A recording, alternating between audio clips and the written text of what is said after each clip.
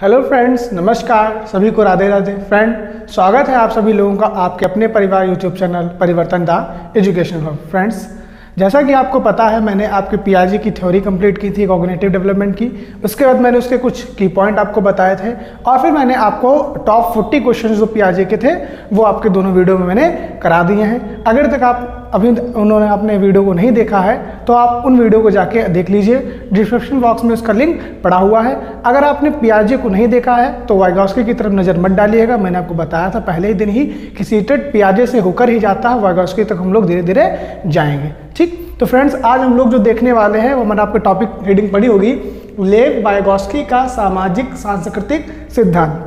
Friends, मैंने आपको ऐसा क्यों कहा कि आप पियाजे को जरूर देखिएगा, क्योंकि जब आप पियाजे को समझ लेंगे उसी के बाद आप लेव वाइगॉस्की को समझ पाएंगे। उसका रीज़न ये है कि लेव वाइगॉस्की ने भी जब अपनी थ्योरी दी थी तो उससे पहले उन्होंने पियाजे के द्वारा जितने उनके लिखे हुए लेख थे, उनके वर्क थे, सभी को उन्होंने पढ़ा था। उसी पढ़ने के बाद उन्होंने पियाजे का खंडन किया था, यानी अपनी एक न्यू थ्योरी दी थी जिसे उन्होंने क्या नाम दिया, सामाजिक सांस्कृतिक सिद्धांत, यानी Vygotsky socio culture development theory. ठीक, तो जैसे वाइगॉस्की ने आपके पियाजे महोदय को पहले पढ़ा था फिर उसके बाद अपनी थ्योरी दी थी, वैसे भी हम लोगों को करना चाहिए कि पहले आपको पियाजे पढ़ना पड़ेगा, उसके बाद आपको लेव वाइगॉस्की को पढ़ना पड़ेगा। अब देखिए, चीज़ों को साथ साथ जोड़ते हुए चलेंगे। पहले हम लोगों ने संज्ञानात्मक सिद्धांत देखा पियाजे का, आज हम लोग देखने वाले हैं सामाजिक सांस्कृतिक सिद्धांत। इसी के आगे आएगा आपका नैतिक विकास का सिद्धांत, जिससे आपके कोहलबर्ग महोदय जुड़े होंगे। तो देखिए, आपके पियाजे, फिर वाइगॉस्की, फिर कोहलबर्ग। सीटेड इनसे बार बार भरमार क्वेश्चनों की करता है। आपके जो 30 क्वेश्चन में 15 क्वेश्चन जो पेडागोजी के होते हैं वो इन 3 मनोवैज्ञानिक में कम से कम 6 क्वेश्चन यानी 2 क्वेश्चन ईच जो है वो कवर कर लेते हैं। आपके 15 से 6 अगर माइनस कर देंगे तो 9 क्वेश्चन आपके अदर चीजों से और 6 क्वेश्चन अकेले सिर्फ इन 3 मनोविज्ञानों से रहते हैं। ठीक है, तो देखते हैं आज लेव वाइगॉस्की के बारे में कि इन्होंने बालक के विकास के सिद्धांत के बारे में क्या कहा, अपने अपने क्या क्या फंडामेंटल रूल्स इन्होंने बताए, क्या इन्होंने पियाजे से अलग किया और इसके क्या की पॉइंट रह सकते हैं, उनको भी हम लोग निकालने की कोशिश करेंगे। तो बिना किसी तरीके चलिए शुरू करते हैं। क्या है आज, लेव वाइगॉस्की एक रूसी मनोवैज्ञानिक थे। तो रूसी मनोवैज्ञानिक आप जानते हैं, रूस जब ये पैदा हुए थे तो रूस जो था उसमें सोवियत संघ था। अगर आप देखोगे तो इस समय अगर कोई क्वेश्चन पूछे कि लेव वाइगॉस्की का जन्म स्थान कहाँ होगा तो बेलारूस में होगा। ध्यान रखिएगा, अगर मौजूदा समय में अगर इनके जन्म की बात करेंगे तो मौजूदा समय इनका जो जन्म स्थान है वो बेलारूस है, लेकिन जब इन्होंने जन्म लिया होगा तो वो क्या था, सोवियत संघ, जिसको हम लोग रूस कहते हैं। तो लेव वाइगॉस्की एक रूसी मनोवैज्ञानिक थे। मनोवैज्ञानिक आपको पता है, मन मतलब मस्तिष्क का अध्ययन करने वाले वैज्ञानिक को हम लोग मनोविज्ञान कहते हैं। ठीक है, साइकोलॉजिस्ट थे। इनका यह सिद्धांत संज्ञानात्मक सिद्धांत पर आधारित है। फ्रेंड देखिए क्या सब लिख के आ गया, संज्ञानात्मक सिद्धांत। और संज्ञानात्मक सिद्धांत के जनक कौन है, आपके पियाजे महोदय। जीन पियाजे जो हैं वो संज्ञानात्मक सिद्धांत के जनक है। मैंने आपको बताया ना कि लेव वाइगॉस्की ने अपना सिद्धांत पियाजे के सिद्धांत को पढ़ने के बाद ही दिया। तो ये लिखा ना, इनका यह सिद्धांत संज्ञानात्मक यानी कॉग्निटिव जो थ्योरी थी पियाजे की उस पर आधारित है। यानी उनको पढ़ने के बाद इन्होंने अपना कुछ ऐड किया। क्या ऐड किया कि यह पियाजे द्वारा दिए आयु विकास के एकाकी लक्षण का खंडन करते हैं। मतलब ये क्या लिखा, आयु विकास। तो आपको देखा होगा कि जो पियाजे महोदय थे, पियाजे महोदय ने आपके बच्चे की आयु के अकॉर्डिंग यानी उसकी उम्र के अकॉर्डिंग उसको 4 स्पष्ट चरणों में बांटा था। यानी जो उनके 4 चरण थे जिनको मैंने आपको पहले बता चुका हूं, संवेदी गामक, पूर्व संक्रियात्मक, मूर्त संक्रियात्मक और अमूर्त या औपचारिक। यानी लगभग 0 वर्ष से लेकर 16 वर्ष तक के भागों को उन्होंने 4 भागों में बांट दिया था। किसने बांटा था, पियाजे ने। ठीक, तो यह क्या दिखाता है, सिर्फ आयु, यानी उन्होंने किसके आधार पे अपना पूरा जो थ्योरी दी थी वो आयु के आधार पे दी थी। इसे क्या आपके लेव वाइगॉस्की महोदय जो है वो खंडन कर देते हैं। वो क्या कहते हैं कि आप बच्चे के विकास के सिर्फ एक पक्ष को नहीं देख सकते, यानी जो आपने सिद्धांत दिया है वो सिर्फ एक पक्ष पे आप नहीं दे सकते। आपको बच्चे के आसपास के जितने भी पक्ष हैं, जैसे कि आपका भावात्मक पक्ष, संज्ञानात्मक पक्ष, आपका सामाजिक पक्ष, आपका नैतिक पक्ष, आपका कल्पनात्मक पक्ष, यानी जितने भी पक्ष होते हैं विकास के, सभी पहलुओं का आपके बच्चे के विकास में बहुत महत्वपूर्ण योगदान होता है। जबकि आप देखोगे पियाजे महोदय ने सिर्फ उसके संज्ञानात्मक पक्ष यानी जो भौतिक बुद्धि वाला जो विकास था उसी पे उन्होंने ज़्यादा बल दिया था, जिसका आपके जो वाइगॉस्की महोदय हैं पूर्णतः खंडन कर देते हैं। एक तरीके से कह सकते हैं कि पियाजे वर्सेस लेव वाइगॉस्की हम लोग देख रहे हैं। ठीक, इस सिद्धांत के अनुसार बालक का विकास अपने पास के लोगों के साथ अंतःक्रिया या परस्पर संबंध स्थापित करने से है। यानी लेव वाइगोस्की महोदय क्या कहते हैं कि बालक में जो भी विकास होता है वो उसके आसपास की जो चीजें होती हैं उन्हीं क्षेत्रों से सीख के होता है। अब आसपास में जो उसका विकास होगा वो चीजों से सीख कर उसका संज्ञानात्मक विकास भी होगा, उसका भावात्मक विकास भी होगा, उसका क्या कहते हैं मानसिक विकास भी होगा और उसका आपका सामाजिक विकास भी होगा। जबकि पियाजे महोदय क्या कहते हैं कि जो बच्चे का विकास होता है वो उसकी बुद्धि के अकॉर्डिंग होता है, यानी जैसी उसकी बुद्धि होगी वैसा उसका विकास होगा। जबकि आपके वाइगोस्की महोदय क्या कहते हैं कि बालक के अनुसार उसका जो विकास है वो उसके समाज के साथ यानी जो आसपास के लोग हैं उनसे अंतःक्रिया यानी इंटरेक्शन करने से जो होता है यानी जो दो लोगों के बीच में संबंध स्थापित होगा, इन्हीं संबंध के बाद में जो इंटरेक्शन होगा बालक और उसके आसपास का कोई भी व्यक्ति हो उससे। जैसे बिल्ली की आवाज़ निकलना वो किसी मनुष्य से नहीं सीखता है, बिल्ली की आवाज़ निकलना वो बिल्ली से ही सीखता है, कुत्ते की आवाज़ निकलना वो कुत्ते से ही सीखता है और मनुष्य की आवाज़ निकलना वो मनुष्य से ही सीखता है। यानी जैसा उसका वातावरण होगा वैसा ही उस पर इफेक्ट पड़ता है। और इस चीज़ की बात किसने की है? आपके लेव वाइगोस्की महोदय ने की है। ठीक, तो वाइगोस्की महोदय क्या कहते हैं कि बालक का जो भी विकास होता है वो उसके आसपास की चीज़ों के अंतःक्रिया यानी इंटरेक्शन से होता है।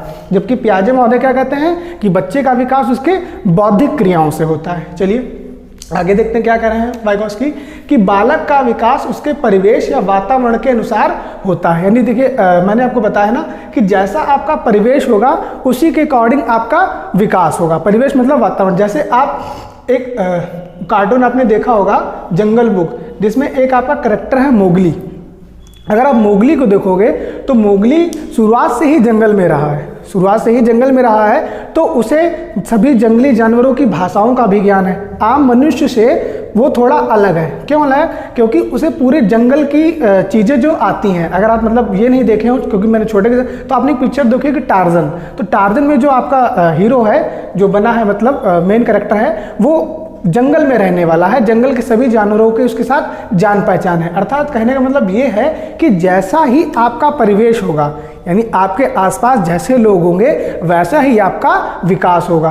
क्लियर है ना? ठीक, चलिए जैसे आपने मुहावरा सुना होगा कि कोयले के खदान में काम करने वाले के हाथ काले पड़ जाते हैं। मतलब जब आप कोयले में ही काम करोगे तो आपके हाथ जो होंगे वो काले पड़ने ही पड़ने हैं। यानी कहने का अर्थ ये है कि बालक का विकास जो भी होगा उसके वातावरण के अनुसार होगा। मछली जीवन से ही जल में रहती है इसीलिए वह जलचर है, और मनुष्य जीवन से ही थल पे रहता है इसीलिए वह थलचर है। क्लियर? चलिए आगे देखते हैं। बालक में भाषा और विचार स्वतंत्र रूप से विकसित होते हैं। ये पॉइंट बहुत ज़्यादा इंपॉर्टेंट है फ्रेंड्स, ध्यान रखिएगा कि बालक में भाषा और विचार जो है उसका चिंतन प्रक्रिया है ये स्वतंत्र रूप से विकसित होते हैं, लेकिन लगभग 3 साल की उम्र के बाद ये आपस में मिल जाते हैं। जबकि पियाजे क्या कहते हैं? पियाजे कहते हैं कि पहले थॉट आता है, पहले विचार आते हैं। ठीक, जब बालक के अंदर विचार आते हैं तो वो बोलने की कोशिश करता है, तो उसके बाद क्या आती है? आपकी लैंग्वेज आती है यानी भाषा आते हैं। ये पियाजे महोदय कहते हैं। ये कौन कहते हैं? आपके पियाजे। पियाजे क्या कहते हैं कि पहले आपका थॉट आता है फिर आपकी लैंग्वेज, यानी थॉट प्रीसीड्स लैंग्वेज, यानी विचार ही भाषा को जन्म देते हैं। जबकि वाइगोस्की इस तरीके का पूरा खंडन कहते हैं। आपके वाइगोस्की कहते हैं कि आपकी जो भाषा यानी लैंग्वेज है, ठीक, और आपके जो क्या कहते हैं विचार है, ठीक है, ये दोनों चीज़ें आपका जो चिंतन है ये साथ साथ चलते हैं, ये समानांतर चलते हैं, लेकिन एक समय के बाद ये दोनों आपस में मिल जाते हैं। और जब ये दोनों आपस में मिल जाते हैं तो इसी को जो आपके वाइगोस्की महोदय हैं ये बालक का क्या बताते हैं? जब ये दोनों चीज़ें मिल जाती हैं तो बालक का एक महत्वपूर्ण टूल बताते हैं। टूल मतलब वो किसी भी चीज़ को सोच सकता है और सोच कर उस चीज़ के बारे में आपको बता भी सकता है। जैसे आप ने उसको कोई टॉपिक दे दिया, मान लीजिए कि बच्चा बताइए हमारे देश के बारे में, तो पहले वो अपने विचारों को इकट्ठा करेगा और अपनी भाषा के माध्यम से वो आपके सामने अपने विचारों को प्रस्तुत करेगा। तो पियाजे ने जो सबसे अच्छा टूल बालक के लिए बताया है वो किसे बताया है?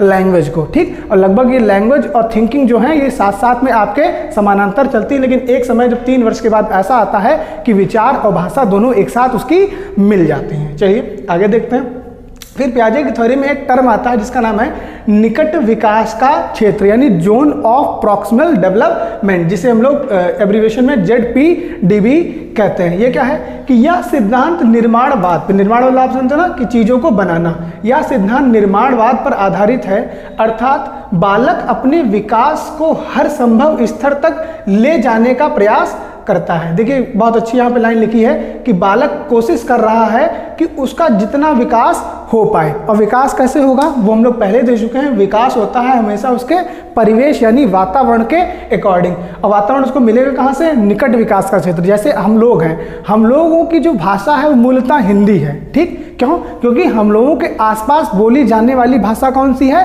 हिंदी है।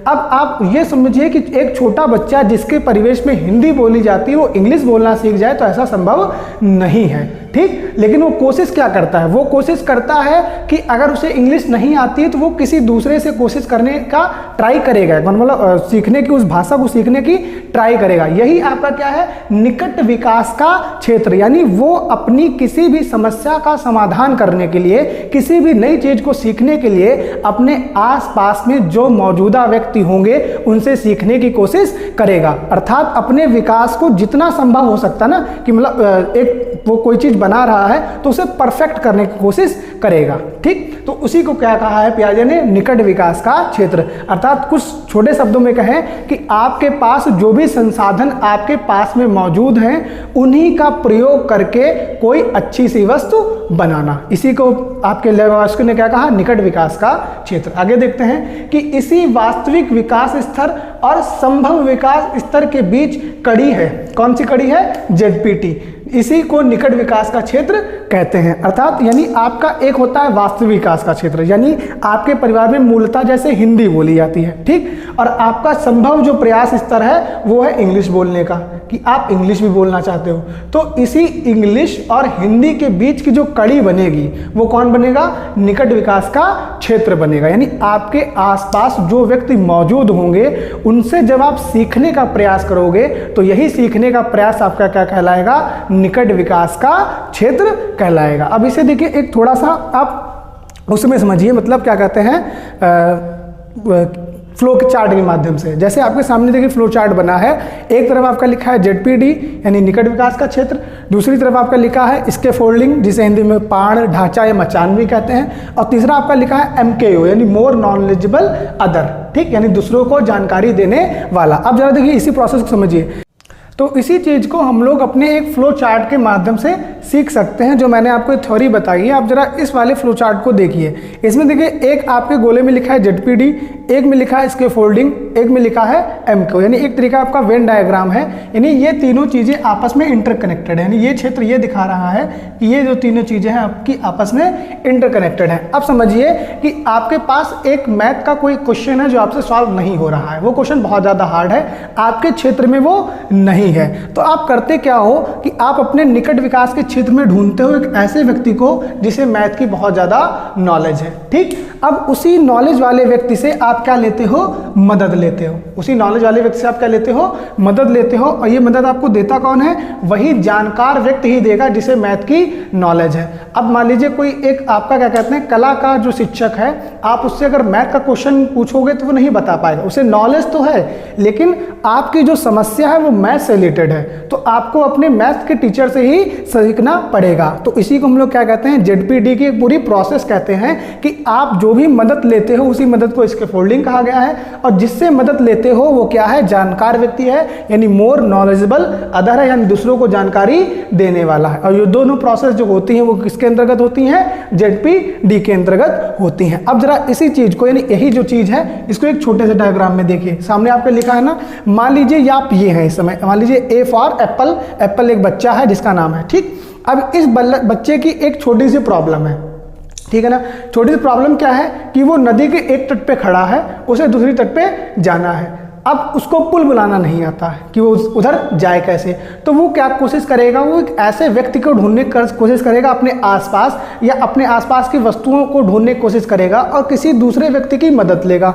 जो व्यक्ति क्या होगा, पुल बनाने में थोड़ा बहुत माहिर होगा या नाव बनाने में माहिर होगा। तो आप अपनी समस्याओं को हल करके, यानी अपने आसपास की समस्याओं को हल करके इस क्षेत्र पे, यानी पुल से प्राप्त पार करके दूसरे क्षेत्र में आप जा सकते हो। यही पुल आपकी क्या कर रहा है, हेल्प कर रहा है। और पुल आपने बनाया किसकी मदद से, किसी जानकार व्यक्ति की मदद से। यानी किसी भी समस्या को सॉल्व करने के लिए किसी दूसरे जानकार व्यक्ति से मदद लेना ही क्या कहलाता है, निकट विकास का क्षेत्र कहलाता है। वो मदद आपकी स्कैफोल्डिंग कहलाती है और मदद देने वाला मोर नॉलेजेबल अदर या MKO कहलाता है। क्लियर है ना। चलिए आगे देखिए, एक डायग्राम आ रहा है कि ये निकट विकास का क्षेत्र आपका काम कैसे करता है। तो इसको भी एक फ्लो चार्ट के माध्यम से देखिए कि एक आपका क्षेत्र है जिसका नाम है सामाजिक, एक है आपका सांस्कृतिक और एक आपका है भाषा। और ये तीनों भी आपकी आपस में इंटरकनेक्ट होती है। हमने बताया ना, इंटरेक्शन तीनों के बीच में होता है। यानी आप पहले सीखते हो अपने सामाजिक अंतःक्रिया से। सामाजिक अंतःक्रिया क्या है कि जैसे मान लीजिए आप घर में हैं अपने, तो घर में आप अपनी मामा से चाय बनाना सीख सकते हो, पापा से आप लोगों के बीच में बातचीत करना सीख सकते हो, शिक्षक से आप अपना पाठन जो आपका कार्य है वो सीख सकते हो। तो उसी को हम लोग क्या कहते हैं, सामाजिक अंतःक्रिया कहते हैं। यानी समाज से सीखना ही आपका क्या है, सामाजिक अंतःक्रिया यानी इंटरेक्शन है। ठीक, आप जिस भी माध्यम से सीखते हो वो आपकी क्या है, भाषा है। भाई अगर आप किसी से कोई चीज़ सीख रहे हो वो आपकी भाषा है। जैसे चाय बनाने का मतलब ये नहीं है कि एक कटोरा लीजिए, मतलब एक पैन लीजिए, उसमें थोड़ा सा दूध डालिए, ऐसा नहीं। आप उसे देख रहे हो, और देख कैसे रहे हो, उनके विचार के माध्यम से। ठीक है ना, आप देख कैसे रहो, विचार के माध्यम से। यही जो सामाजिक अंतःक्रिया होती है वो किस माध्यम से होती है, भाषा के माध्यम से होती है। और कुछ चीज़ें जो आप समाज से सीखते हो वो आपकी क्या है, संस्कृति है। देखिए आपके जो विकास होता है सांस्कृतिक सामाजिक, क्योंकि ये सिद्धांत है, तो ये विकास आपकी संस्कृति से भी बहुत ज़्यादा संबंधित रहता है। ठीक, जैसे गुरुकुल में पढ़ने वाले व्यक्तियों की वाणी हमेशा मीठी रहेगी, क्यों, क्योंकि उन्हें उसी तरीके से पढ़ाया जा रहा है। तो इसी पूरी जो प्रोसेस है, इसी को प्रोसेस को क्या बोला गया है, सामाजिक सांस्कृतिक सिद्धांत बोला गया है। ठीक, यानी पूछा जाए कि सामाजिक सांस्कृतिक सिद्धांत किन चीज़ों से प्रभावित है, तो समाज की अंतःक्रिया से भी प्रभावित है, आपकी संस्कृति यानी कल्चर से भी प्रभावित है, आपकी भाषा यानी लैंग्वेज से भी प्रभावित रहती है। इसी भाषा के आपके जो वाइगॉस्की महोदय हैं उन्होंने 3 प्रकार बताए हुए हैं। वो 3 प्रकार क्या हैं, पहला है, देखिए लिखा है भाषा के प्रकार, पहला है सामाजिक वाक जिसे हम लोग इंग्लिश में कहते हैं सोशल स्पीच, दूसरा है आपका निज वाक जिसे हम लोग कहते हैं प्राइवेट स्पीच, और तीसरा है आपका अंतःमना वाक जिसे हम लोग कहते हैं साइलेंट इनर स्पीच। अब देखिए जरा पहली वाले को देखिए आप, सामाजिक वाक, यानी ये क्या है, ये लगभग 2 वर्ष के अंतर्गत आपकी क्या होती है, करना बालक शुरू कर देता है। यानी इस प्रकार के जो वाक हैं, सामाजिक वाक हैं, ये बालक लगभग 2 वर्ष में शुरू कर देता है। जैसे कि मुझे पानी दो, खाना दो, यानी छोटे छोटे शब्दों को जोड़कर वो अपने विचारों को भाषा के माध्यम से व्यक्त करना शुरू कर देता है। ठीक, तो इसी को वाइगॉस्की महोदय ने क्या कहा है, सामाजिक वाक कहा है। आगे आती है निज वाक, ये बहुत ज़्यादा इंपॉर्टेंट है। अगर आप मतलब वाइगॉस्की पढ़ रहे हैं तो आपको निज वाक यानी प्राइवेट स्पीच के बारे में तो पता ही होना चाहिए। ये आपके लगभग 3 वर्ष की उम्र तक आ जाती है। ये क्या है, देखते होंगे आप छोटे छोटे जो बच्चों को खिलौने दिए जाते हैं, तो मान लीजिए उनके पास एक ऐसा खिलौना है जिसे वो जोड़ जोड़ कर चलाते हैं। ठीक, जोड़ जोड़ कर चलाते हैं। अब आपने उसके सामने उसके पार्ट रख दिए, अब वो क्या कर रहा है, अपने मन में ही बात कर रहा है, यानी खुद से ही बात कर रहा है, स्वयं को निर्देश दे रहा है कि अरे वो वाला टुकड़ा कहाँ गया है जो यहाँ पे लगेगा। यानी मान लीजिए कोई ऐसा सेल है तो यहाँ पे ऐसा वाला ही सेल लग सकता है, वो उस सेल को ढूंढने यानी उस टुकड़े को ढूंढने की कोशिश करेगा, यानी स्वयं को निर्देशित करेगा कि वो वाला टुकड़ा ढूंढो जिससे हमारी जो ये वाली शेप है पूरी कंप्लीट हो जाए। ठीक, तो खुद को मतलब स्वयं को दिशा निर्देश जिस स्पीच में वो देता है, जिस भाषा में देता है, जिस विचार में वो देता है, उसे आपके वाइगॉस्की महोदय क्या कहते हैं, प्राइवेट स्पीच या निज वाक कहते हैं। आगे आपकी आती है अंतःमन वाक जिसे कहते हैं साइलेंट इनर स्पीच। यानी देखिए कभी कभी क्या होता है, ऐसा समय आता है जब आप स्वयं से बात करना शुरू कर देते हो, यानी किसी भी समस्या को सुलझाने के लिए जब आप स्वयं से बात करना शुरू कर देते हो, नहीं कि शीशे के सामने खड़े हो गए, जैसे इंटरव्यू वगैरह आप देने जाते हो तो शीशे के सामने खड़े होकर आप स्वयं से बात करना शुरू कर देते हो। जैसे मैं इस समय कैमरे में देख रहा हूँ तो मैं कैमरे में समझ रहा हूँ मेरे सामने बच्चे पढ़ रहे हैं, तो पहले मैं साइलेंट इनर स्पीच यानी खुद के अंदर एक ये बैठालता हूँ कि सामने मेरे कोई है, फिर अपने मन की जितनी भी बातें होती हैं मैं खुद में बोलता हूँ और आपके सामने मैं प्रस्तुत करता हूँ। यही क्या है आपकी साइलेंट इनर स्पीच, यानी कुछ भी बताने से पहले या कुछ भी कहने से पहले स्वयं के मन में ही उस चीज़ के बारे या उस समस्या समाधान के बारे में सोचना ही क्या कहलाता है, साइलेंट इनर स्पीच कहलाता है। जबकि प्राइवेट स्पीच क्या है, खुद को दिशा निर्देश देना कि नहीं ये वाला टुकड़ा यहाँ नहीं यहाँ लगेगा, ट्रायंगल वाला शेप यहाँ पे बना है तो यहाँ पे लगेगा। स्वयं को दिशा निर्देश देना आपको क्या कहलाता है, निज वाक्य कहलाता है। ये आपके लाइवोस्की की आपकी पूरी एक सोशियो कल्चर डेवलपमेंट थ्योरी है। जरा एक बार इसे कुछ समय में पूरा एक बार देख लेते हैं क्या है लाइवोस्की का सामाजिक सांस्कृतिक सिद्धांत। ठीक, इन्होंने पियाजे की पहले कॉग्निटिव थ्योरी को पढ़ा, उसके बाद उन्होंने अपना सिद्धांत दिया। ये आपके एक रूसी मनोवैज्ञानिक थे। ठीक है, इनका यह सिद्धांत संज्ञानात्मक सिद्धांत यानी कॉग्निटिव थ्योरी पे बेस था। यह पियाजे के आय विकास सिद्धांत का पूरे एक तरीके से खंडन करते थे। अर्थात इनका कहने का मतलब ये था कि जितना भी विकास होता है वो आपके सभी पक्षों से होता है, चाहे वो सामाजिक हो, भावात्मक हो या कल्पनात्मक हो। ठीक, इस सिद्धांत के अनुसार बालक का विकास अपने आसपास के व्यक्तियों के अंतःक्रिया करने से होता है। यानी उन्होंने क्या कहा था कि लाइवोस्की महोदय ने, बालक जो भी सीखता है अपने समाज के साथ रहने वाले व्यक्तियों से ही सीखता है। ठीक, बालक का विकास अपने परिवेश यानी वातावरण के अनुसार होता है। जैसे मैंने आपको एग्जांपल दिया मोगली का कि आप वैसा ही सीखोगे जैसा ही आप आसपास का क्षेत्र होगा। यानी कोयले के खदान में काम करने वाले व्यक्ति के हाथ काले ही होते हैं। बालक में भाषा और विचार स्वतंत्र रूप से विकसित होते हैं। जबकि पियाजे क्या कहते हैं कि पहले विचार आता है फिर आपकी भाषा आती है। यानी पहले आप किसी चीज़ के बारे में सोचते हो फिर उस चीज़ के बारे में आप बताते हो। जबकि आपके वाइगोस्की इस चीज़ का पूर्णतः खंडन करते हैं। वाइगोस्की क्या कहते हैं कि बालक का भाषा और विकास दोनों समानांतर यानी पैरेलल चलते हैं, लेकिन एक समय आने के बाद वो दोनों आपस में मिल जाते हैं। तो ये बालक का एक सबसे बेस्ट टूल बन जाता है काम करने के